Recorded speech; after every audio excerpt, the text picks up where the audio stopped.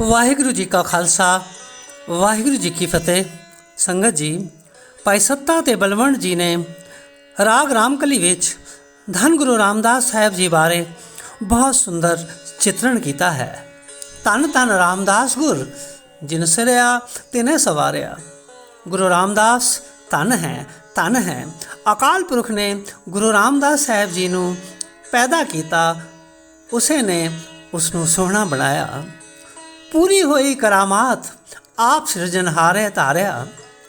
ਇਹ ਇੱਕ ਮੁਕੰਮਲ ਕਰਾਮਾਤ ਹੋਈ ਹੈ ਕਿ ਸਿਰਜਣਹਾਰ ਨੇ ਆਪਣੇ ਆਪ ਨੂੰ ਉਸ ਵਿੱਚ ਟਿਕਾਇਆ ਹੈ। ਸੰਗਤ ਜੀ, ਧੰਨ ਗੁਰੂ ਰਾਮਦਾਸ ਸਾਹਿਬ ਜੀ ਦਾ ਪ੍ਰਕਾਸ਼ ਸਨ 1534 ਵਿੱਚ ਚੂਨਾ ਮੰਡੀ ਲਾਹੌਰ ਵਿਖੇ ਪਿਤਾ ਹਰਦਾਸ ਜੀ ਦੇ ਗ੍ਰਹਿ ਵਿਖੇ ਮਾਤਾ ਦਇਆ ਕੌਰ ਜੀ ਦੇ ਕੁੱਖੋਂ ਹੋਇਆ। ਆਪ ਜੀ ਦੇ ਬਚਪਨ ਦਾ ਨਾਮ ਭਾਈ ਜੇਠਾ ਜੀ ਸੀ। ਸੰਗਤ ਜੀ, ਇਸ ਦੁਨੀਆ ਵਿੱਚ ਕਿਸੇ ਨੂੰ ਕਿਸੇ ਦੀ ਮਾਂ ਸਵਾਰਦੀ ਹੈ, ਕਿਸੇ ਨੂੰ ਕਿਸੇ ਦਾ ਪਿਤਾ ਸਵਾਰਦਾ ਹੈ, ਕਿਸੇ ਨੂੰ ਕਿਸੇ ਦੇ ਦੋਸਤ ਸੰਬੰਧੀ ਸਵਾਰਦੇ ਹਨ, ਪਰ ਹੇ ਗੁਰੂ ਰਾਮਦਾਸ, ਆਪ ਨੂੰ ਤਾਂ ਜਿਸ ਪਰਿਪੂਰਨ ਪਰਮਾਤਮਾ ਨੇ ਪੈਦਾ ਕੀਤਾ ਉਸਨੇ ਹੀ ਸਵਾਰਿਆ ਹੈ।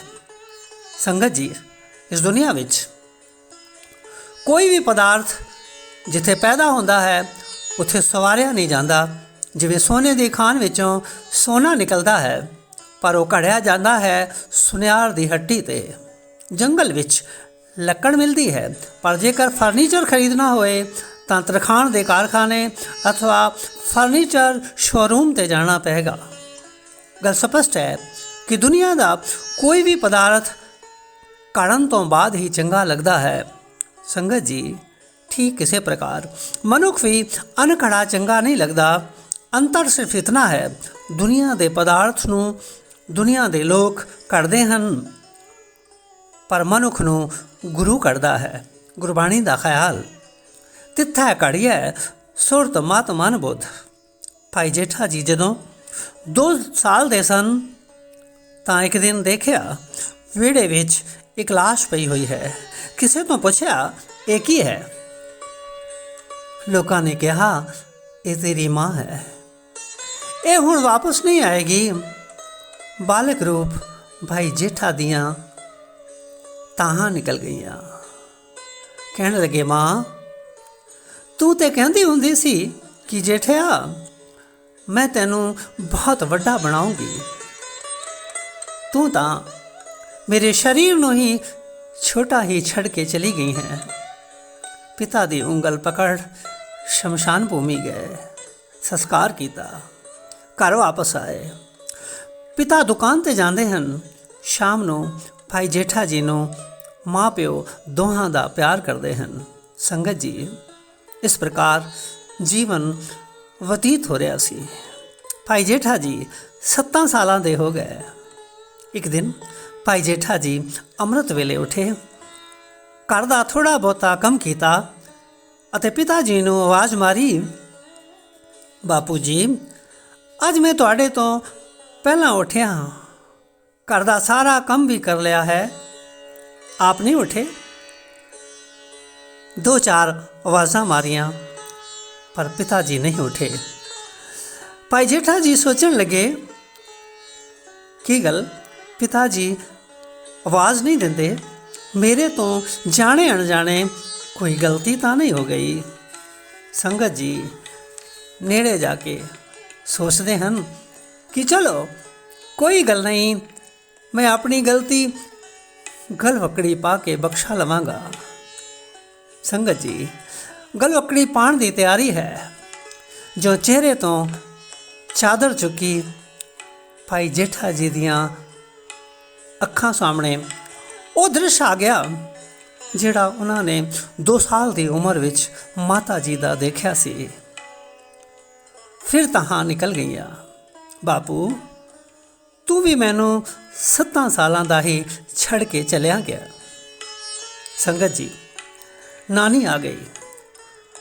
ਕੁਝ ਕੁ ਦਿਨ ਰਹਿਣ ਤੋਂ ਬਾਅਦ ਦੇਖਿਆ ਭਾਈ ਜੇਠਾ ਜੀ ਦੀ ਪਰਵਰਿਸ਼ ਵਾਸਤੇ ਕੋਈ ਨਹੀਂ ਆਇਆ, ਕਿਉਂਕਿ ਭਾਈ ਜੇਠਾ ਜੀ ਦਾ ਕੋਈ ਚਾਚਾ ਤਾਇਆ ਮਾਮਾ ਨਹੀਂ ਹੈ। ਨਾਨੀ ਨੇ ਕਿਹਾ, ਜੇਠਿਆ, ਘਰ ਨੂੰ ਜਿੰਦਰਾ ਲਾ, ਅਤੇ ਆਪਣੇ ਕੱਪੜੇ ਥੈਲੇ ਵਿੱਚ ਪਾ ਲੈ। ਆਪਾਂ ਬਾਸਰ ਕੇ ਚਲਦੇ ਹਾਂ। ਭਾਈ ਜੇਠਾ ਜੀ ਜਿੰਦਰਾ ਲਾ ਕੇ ਕਹਿੰਦੇ, ਨਾਨੀ ਮਾਂ ਹੁਣ ਇਹ ਜਿੰਦਰਾ ਕਦੋਂ ਖੁੱਲੇਗਾ? ਨਾਨੀ ਕਹਿਣ ਲੱਗੀ, ਜੇਠਿਆ ਇਹ ਜਿੰਦਰਾ ਪਰਮਾਤਮਾ ਹੀ ਖੋਲੇਗਾ, ਪਰ ਕਦੋਂ ਖੋਲੇਗਾ ਇਹ ਉਸ ਨੂੰ ਹੀ ਪਤਾ ਹੈ। ਸੰਗਤ ਜੀ, ਨਾਨੀ ਅਤੇ ਜੇਠਾ ਜੀ ਬਾਸਰਕੇ ਪਹੁੰਚ ਗਏ। ਬਾਸਰਕੇ ਵਿੱਚ ਨਾਨੀ ਭਾਈ ਜੇਠਾ ਜੀ ਨੂੰ ਘੁੰਗੜੀਆਂ ਉਬਾਲ ਕੇ ਦਿੰਦੀ ਅਤੇ ਭਾਈ ਜੇਠਾ ਜੀ ਰੋਜ਼ਾਨਾ ਵੇਚਦੇ। ਪਰ ਜਦੋਂ ਸਵੇਰੇ ਘੁੰਗੜੀਆਂ ਲੈ ਕੇ ਨਿਕਲਦੇ ਤਾਂ ਕੀ ਸੁਣਦੇ? ਕਿਸੇ ਦੀ ਮਾਂ ਕਹਿੰਦੀ, ਪੁੱਤ ਵੇ ਉੱਠ ਚਾਹ ਪੀ ਲੈ। ਕਿਸੇ ਦਾ ਪਿਤਾ ਕਹਿੰਦਾ, ਪੁੱਤ ਵੇ ਤਿਆਰ ਹੋ ਜਾ, ਤੈਨੂੰ ਸਕੂਲੇ ਛੱਡਾਵਾਂ। ਇਹ ਸਾਰੀਆਂ ਗੱਲਾਂ ਸੁਣ ਕੇ ਜੇਠਾ ਜੀ ਸੋਚਦੇ, ਹੇ ਪਰਮਾਤਮਾ, ਇਸ ਦੁਨੀਆ ਵਿੱਚ ਮੈਨੂੰ ਕੋਈ ਵੀ ਇਸ ਤਰ੍ਹਾਂ ਪੁੱਤ ਕਹਿ ਕੇ ਨਹੀਂ ਬੁਲਾਉਂਦਾ। ਸੰਗਤ ਜੀ, ਇੱਕ ਦਿਨ ਕਿਸੇ ਦੀ ਆਵਾਜ਼ ਸੁਣਾਈ ਦਿੱਤੀ, ਪੁੱਤ ਵੇ, ਪੁੱਤ ਵੇ। ਭਾਈ ਜੇਠਾ ਜੀ ਰੁਕੇ, ਫਿਰ ਚੱਲ ਪਏ। ਫਿਰ ਆਵਾਜ਼ ਆਈ, ਉਹ ਕੁੰਗੜੀਆਂ ਵਾਲੇ ਪੁੱਤ ਵੇ। ਹੁਣ ਭਾਈ ਜੇਠਾ ਜੀ ਰੁਕੇ, ਖੁਸ਼ੀ ਦਾ ਠਿਕਾਣਾ ਨਾ ਰਿਹਾ। ਦੇਖਿਆ ਇੱਕ ਬਜ਼ੁਰਗ ਫਕੀਰ ਹੈ। ਕਹਿਣ ਲੱਗੇ, ਬਾਬਾ ਜੀ ਆਪਨੇ ਆਵਾਜ਼ ਦਿੱਤੀ, ਮੈਂ ਕੀ ਸੇਵਾ ਕਰਾਂ? ਬਾਬਾ ਜੀ ਕਹਿਣ ਲੱਗੇ, ਪੁੱਤ ਵੇ ਮੈਨੂੰ ਬਹੁਤ ਜ਼ੋਰ ਦੀ ਭੁੱਖ ਲੱਗੀ ਹੈ, ਪਰ ਮੇਰੇ ਕੋਲ ਪੈਸੇ ਨਹੀਂ, ਤੂੰ ਮੈਨੂੰ ਘੁੰਗੜੀਆਂ ਖਵਾਏਗਾ? ਭਾਈ ਜੇਠਾ ਜੀ ਕਹਿਣ ਲੱਗੇ, ਬਾਬਾ ਜੀ ਆਪ ਜੀ ਨੇ ਬਹੁਤ ਕੁਛ ਦੇ ਦਿੱਤਾ ਹੈ, ਮੈਨੂੰ ਹੋਰ ਕੁਛ ਨਹੀਂ ਚਾਹੀਦਾ। ਭਾਈ ਜੇਠਾ ਜੀ ਆਪਣੇ ਬੁੱਕਾਂ ਨਾਲ ਘੁੰਗੜੀਆਂ ਖਵਾਈ ਗਏ। ਕੁਛ ਹੋਰ ਲੋਕ ਵੀ ਆ ਗਏ। ਟੋਕਰੀ ਖਾਲੀ ਹੋ ਗਈ। ਅੱਜ ਘਰ ਜਲਦੀ ਵਾਪਸ ਆ ਗਏ। ਨਾਨੀ ਮਾਂ ਨੂੰ ਅੱਜ ਭਾਈ ਜੇਠਾ ਜੀ ਬਹੁਤ ਖੁਸ਼ ਨਜ਼ਰ ਆਏ। ਨਾਨੀ ਪੁੱਛਣ ਲੱਗੀ, ਪੁੱਤ ਅੱਜ ਬਹੁਤ ਜਲਦੀ ਘਰ ਵਾਪਸ ਆ ਗਏ? ਭਾਈ ਜੇਠਾ ਜੀ ਕਹਿਣ ਲੱਗੇ, ਨਾਨੀ ਮਾਂ ਅੱਜ ਦੇ ਗਾਹਕ ਨੇ ਮੇਰੀ ਸਾਰੀਆਂ ਘੁੰਗੜੀਆਂ ਖਰੀਦ ਲਈਆਂ ਅਤੇ ਮੈਨੂੰ ਬਹੁਤ ਕੁਝ ਦੇ ਦਿੱਤਾ ਹੈ। ਅੱਜ ਮੈਂ ਬਹੁਤ ਆਨੰਦਿਤ ਹਾਂ। ਅੱਜ ਉਹ ਮਿਲਿਆ ਹੈ ਜਿਹੜਾ ਕਦੀ ਨਹੀਂ ਮਿਲਿਆ। ਨਾਨੀ ਕਹਿਣ ਲੱਗੀ, ਬੜੀ ਅਜੀਬ ਗੱਲ ਹੈ, ਬਹੁਤ ਕੁਝ ਮਿਲਿਆ ਹੈ ਪਰ ਕਿੱਥੇ ਹੈ? ਪਹਿਲਾਂ ਤਾਂ ਤੂੰ ਸਾਰੀ ਵਟਕ ਮੇਰੀ ਤਲੀ 'ਤੇ ਰੱਖਦਾ ਹੁੰਦਾ ਸੀ, ਪਰ ਅੱਜ ਦੀ ਵਟਕ ਕਿੱਥੇ ਹੈ? ਸਿਰਫ ਕਹੀ ਜਾ ਰਿਹਾ ਹੈ ਬਹੁਤ ਕੁਝ ਮਿਲਿਆ ਹੈ। ਭਾਈ ਜੇਠਾ ਜੀ ਕਹਿਣ ਲੱਗੇ, ਨਾਨੀ ਮਾਂ ਅੱਜ ਦੀ ਵਟਕ ਪਰਮਾਤਮਾ ਨੇ ਪ੍ਰਵਾਨ ਕਰ ਲਈ ਹੈ ਅਤੇ ਸਾਰੀ ਗੱਲ ਦੱਸ ਦਿੱਤੀ। ਸੰਗਤ ਜੀ, ਇਹ ਸਭ ਕੁਝ ਸੁਣ ਕੇ ਨਾਨੀ ਮਾਂ ਦੇ ਅੱਖਾਂ ਵਿੱਚ ਅਥਰੂ ਆ ਗਏ। ਇੱਕ ਕੱਪੜੇ ਨਾਲ ਭਾਈ ਜੇਠਾ ਜੀ ਨਾਨੀ ਮਾਂ ਦੇ ਅਥਰੂ ਪੁੰਝਦੇ ਹੋਏ ਕਹਿਣ ਲੱਗੇ, ਨਾਨੀ ਮਾਂ ਅਸੀਂ ਗਰੀਬ ਲੋਕ ਕਿਸੇ ਨੂੰ ਮੁਫਤ ਵਿੱਚ ਖਵਾ ਨਹੀਂ ਸਕਦੇ, ਤੁਸੀਂ ਇਸ ਕਰਕੇ ਰੋਂਦੇ ਹੋ? ਨਾਨੀ ਕਹਿਣ ਲੱਗੀ, ਨਹੀਂ ਜੇਠਿਆ, ਗੱਲ ਇਹ ਨਹੀਂ ਹੈ। ਮੈਂ ਤਾਂ ਪਰਮਾਤਮਾ ਨੂੰ ਇਹ ਕਹਿ ਰਹੀ ਹਾਂ ਕਿ ਹੇ ਪਰਮਾਤਮਾ, ਜਿਸ ਬੱਚੇ ਨੂੰ ਤੂੰ ਦਿਲ ਅਤੇ ਹੱਥ ਬਾਦਸ਼ਾਹ ਵਾਲੇ ਦਿੱਤੇ ਹਨ, ਤੂੰ ਉਸ ਨੂੰ ਖਜ਼ਾਨਾ ਬਾਦਸ਼ਾਹ ਵਾਲਾ ਕਿਉਂ ਨਹੀਂ ਦਿੱਤਾ? ਸੰਗਤ ਜੀ, ਪਤਾ ਨਹੀਂ ਨਾਨੀ ਮਾਂ ਨੇ ਉਸ ਵਕਤ ਇਹ ਅਰਦਾਸ ਕਿਵੇਂ ਜੁੜ ਕੇ ਕੀਤੀ ਕਿ ਉਹ ਅਰਦਾਸ ਪ੍ਰਵਾਨ ਹੋ ਗਈ। ਗੁਰਬਾਣੀ ਦਾ ਖਿਆਲ, ਬਿਰਥੀ ਕਦੇ ਨਾ ਹੋਵਈ ਜਨ ਕੀ ਅਰਦਾਸ, ਨਾਨਕ ਜੋਰ ਗੋਬਿੰਦ ਕਾ ਪੂਰਨ ਗੁਣਦਾਸ, ਜੀ ਕੀ ਬਿਰਥਾ ਹੋਏ ਸੋ ਗੁਰ ਪਹਿ ਅਰਦਾਸ ਕਰ। ਇਹ ਅਰਦਾਸ ਭਾਈ ਜੇਠਾ ਜੀ ਵਾਸਤੇ ਹੋਈ। ਇਸ ਅਰਦਾਸ ਨੇ ਭਾਈ ਜੇਠਾ ਜੀ ਨੂੰ ਬਾਦਸ਼ਾਹ ਦਾ ਬਾਦਸ਼ਾਹ ਬਣਾ ਦਿੱਤਾ। ਸੰਗਤ ਜੀ, ਜਿਹੜੇ ਹੱਥ ਉਸ ਵਕਤ ਘੁੰਗੜੀਆਂ ਵੰਡਦੇ ਸੀ, ਉਹ ਹੱਥ ਅੱਜ ਦੁਨੀਆ ਦਾ ਹਰ ਪਦਾਰਥ ਵੰਡ ਰਹੇ ਹਨ, ਕਿਉਂਕਿ ਗੁਰ ਜੈਸਾ ਨਾਹੀ ਕੋ ਦੇਵ। ਸੰਗਤ ਜੀ, ਭਾਈ ਜੇਠਾ ਜੀ ਨੂੰ ਗੁਰੂ ਅਮਰਦਾਸ ਸਾਹਿਬ ਜੀ ਦੀ ਸੰਗਤ ਪ੍ਰਾਪਤ ਹੋਈ। ਸੇਵਾ ਅਤੇ ਸਿਮਰਨ ਨੇ ਭਾਈ ਜੇਠਾ ਜੀ ਦਾ ਜੀਵਨ ਬਦਲ ਦਿੱਤਾ।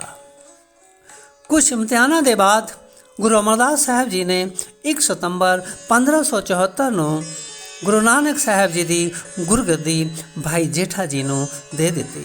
ਸੰਗਤ ਜੀ, ਗੁਰੂ ਸਮਰੱਥ ਹੈ। ਗੁਰਬਾਣੀ ਦਾ ਖਿਆਲ, ਤੂੰ ਸਮਰੱਥ ਵੱਡਾ, ਮੇਰੀ ਮਤ ਥੋਰੀ ਰਾਮ।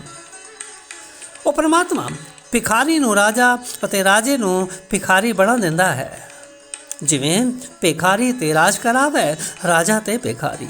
ਸੰਗਤ ਜੀ, ਰੱਬ ਨਾ ਕਰੇ ਕਿਸੇ ਦੀਆਂ ਅੱਖਾਂ ਦੀ ਜੋਤੀ ਚਲੀ ਜਾਏ, ਡਾਕਟਰ ਆਪਰੇਸ਼ਨ ਦੁਆਰਾ ਉਸ ਦੀ ਅੱਖਾਂ ਦੀ ਜੋਤੀ ਠੀਕ ਕਰ ਸਕਦਾ ਹੈ, ਪਰ ਡਾਕਟਰ ਦ੍ਰਿਸ਼ਟੀ ਨਹੀਂ ਬਦਲ ਸਕਦਾ। ਸੰਗਤ ਜੀ, ਗੁਰੂ ਦ੍ਰਿਸ਼ਟੀ ਬਦਲ ਦਿੰਦਾ ਹੈ। ਰੱਬ ਨਾ ਕਰੇ ਕਿਸੇ ਦੇ ਹੱਥ ਖਰਾਬ ਹੋ ਜਾਣ, ਡਾਕਟਰ ਆਰਟੀਫੀਸ਼ੀਅਲ ਹੱਥ ਲਾ ਸਕਦਾ ਹੈ, ਪਰ ਡਾਕਟਰ ਕਰਮ ਨਹੀਂ ਬਦਲ ਸਕਦਾ। ਸੰਗਤ ਜੀ, ਗੁਰੂ ਕਰਮ ਬਦਲ ਦਿੰਦਾ ਹੈ।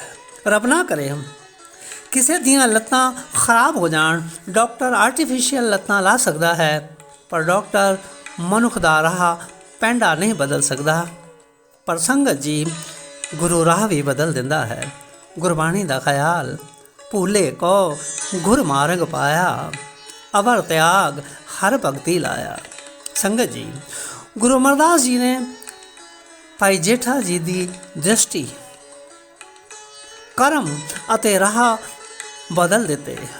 ਗੁਰੂ ਨਾਨਕ ਸਾਹਿਬ ਦਾ ਰੂਪ ਬਣਾ ਦਿੱਤਾ।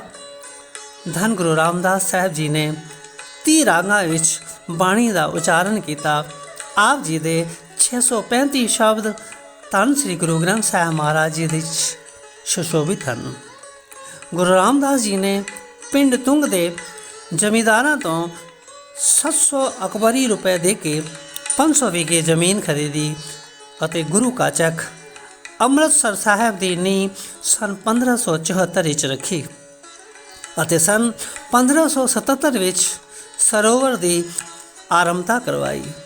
ਸੋ ਸੰਗਤ ਜੀ, ਉਸ ਪਰਿਪੂਰਨ ਪਰਮਾਤਮਾ ਨੇ ਧੰਨ ਗੁਰੂ ਰਾਮਦਾਸ ਸਾਹਿਬ ਨੂੰ ਐਸਾ ਸਵਾਰਿਆ, ਐਸਾ ਸਿੰਗਾਰਿਆ ਕਿ ਭਾਈ ਸੱਤਾ ਤੇ ਬਲਵੰਡ ਜੀ ਨੇ ਕਹਿ ਦਿੱਤਾ, ਧੰਨ ਧੰਨ ਰਾਮਦਾਸ ਗੁਰ ਜਿਨ ਸਿਰਿਆ ਤਿਨੇ ਸਵਾਰਿਆ। ਅੱਜ ਵੀ ਧੰਨ ਗੁਰੂ ਰਾਮਦਾਸ ਸਾਹਿਬ ਜੀ ਸਾਰੀ ਸ੍ਰਿਸ਼ਟੀ ਨੂੰ ਸਵਾਰ ਰਹੇ ਹਨ।